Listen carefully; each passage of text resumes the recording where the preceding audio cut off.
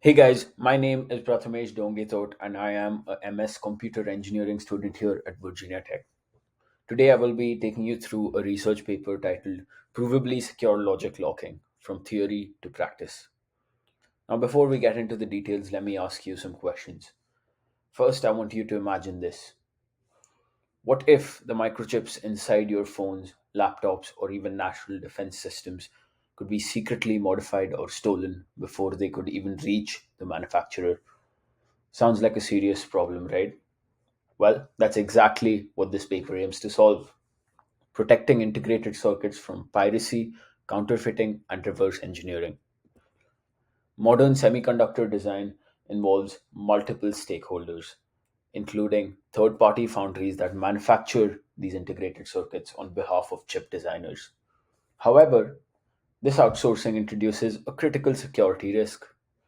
Untrusted entities in the supply chain could reverse engineer or overproduce these chips, leading to intellectual property theft and financial losses.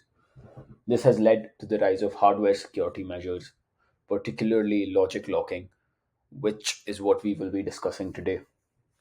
This paper introduces a powerful technique called stripped functionality logic locking, or SFLL for short, which offers quantifiable, provable security against all known attacks. By the end of this presentation, you will understand why logic locking is crucial for hardware security, how stripped functionality logic locking works, and how it protects against multiple attacks while maintaining efficiency. Now, this presentation is going to be a high-level overview of the paper, and I highly encourage whoever is watching to go and check out the paper for yourselves. Let's dive in. First, we'll start with a background on why logic locking is needed. Like I already mentioned, the semiconductor industry has got major problems: IP piracy and reverse engineering. Modern chips are incredibly expensive to design, but are comparatively much cheaper to manufacture. Most companies outsource chip fabrication to third party foundries, some of which may be untrusted. This exposes hardware to threats like IP theft, illegal overproduction, counterfeiting, and hardware trojans. Traditional security approaches like IC metering, for example, watermarking, split manufacturing, all have weaknesses.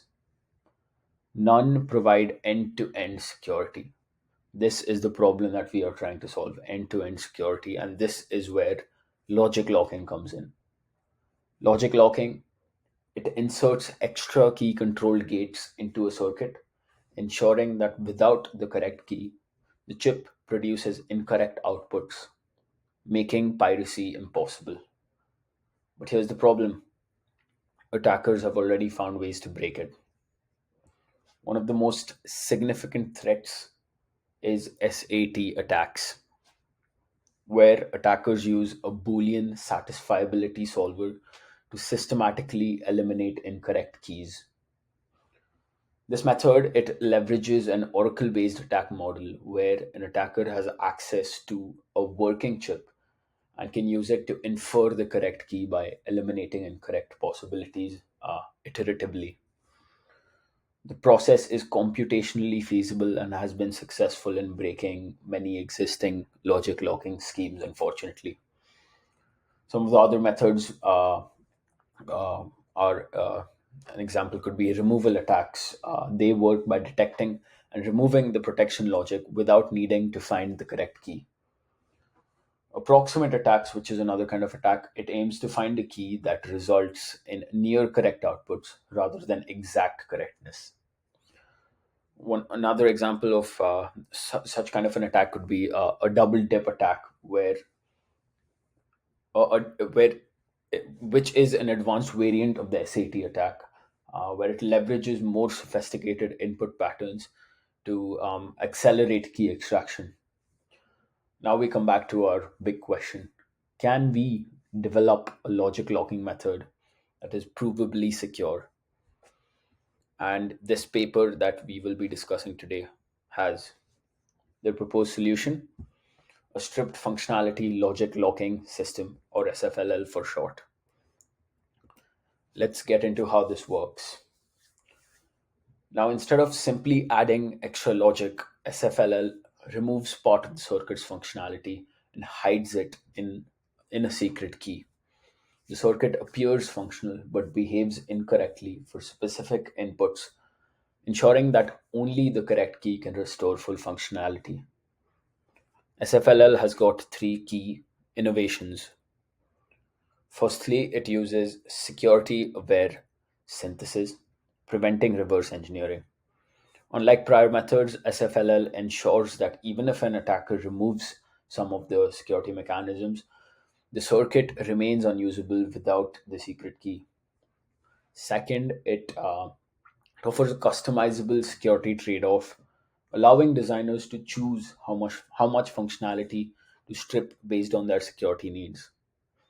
Third, it ensures scalability, working very efficiently for large circuits, uh, exceeding maybe like 100,000 gates. As for the versions of our proposed solution, SFLL, the author has mentioned SFLL HD, which uses Hamming distance based input protection, and SFLL Flex, which allows designers to protect custom parts of functionality. In SFLL HD, the circuit strips functionality for inputs that have a specific Hamming distance from a secret key, ensuring that the missing functionality is difficult to predict.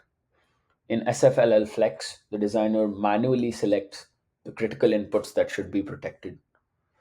SFLL is provably resistant to SAT removal and sensitization attacks, meaning that attackers cannot reconstruct the original circuit without exponential effort. Now, if you were an attacker, how would you try to bypass a security mechanism like this? Let's move into the implementation and experimental results of this mechanism, the proposed solution. It all sounds great in theory, but does it actually work? The researchers from this paper, they implemented SFLL or on an ARM Cortex M0 processor using 65 nanometer technology, and the results, they seemed promising. The technique introduced minimal implementation cost with only an 8% area overhead, 5% power overhead, and a negligible 0.5% delay overhead. These values are significantly lower compared to traditional hardware security techniques, making SFLL practical for real world applications. Security validation tests showed that SAT attacks took exponentially longer to break SFLL, making it infeasible for attackers since it was so computationally expensive.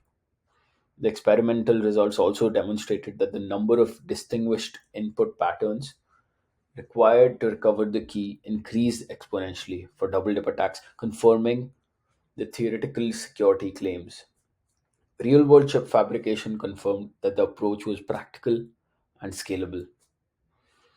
These results prove that SFLL is an effective and a scalable solution for securing integrated circuits. Now that we've established the fact that it's a valid solution, let's look into limitations and in the future direction for this research. Now, of course, no no security technique is perfect, right? SFLL does have some limitations. Firstly, there's a trade-off between security and hardware overhead, as higher security levels require slightly more resources. Secondly, partial exposure risk remains a challenge, as some attacks might still reveal limited circuit details. And finally, or thirdly, SFLL relies on tamper-proof memory for storing the secret key, assuming that the key storage remains secure. Looking ahead, researchers are exploring hybrid techniques that can combine SFLL with other security methods. AI driven security approaches are also being considered, using machine learning to enhance logic locking. Furthermore, the security community is continually adapting to emerging attack models, ensuring that logic locking evolves to meet new threats. For example, a recent study suggested integrating physically unclonable functions, or PUFs for short, to enhance the uniqueness and security of logic locked designs. As these attacks evolve, SFLL will need further refinements, obviously, particularly in optimizing the trade-off between security and efficiency.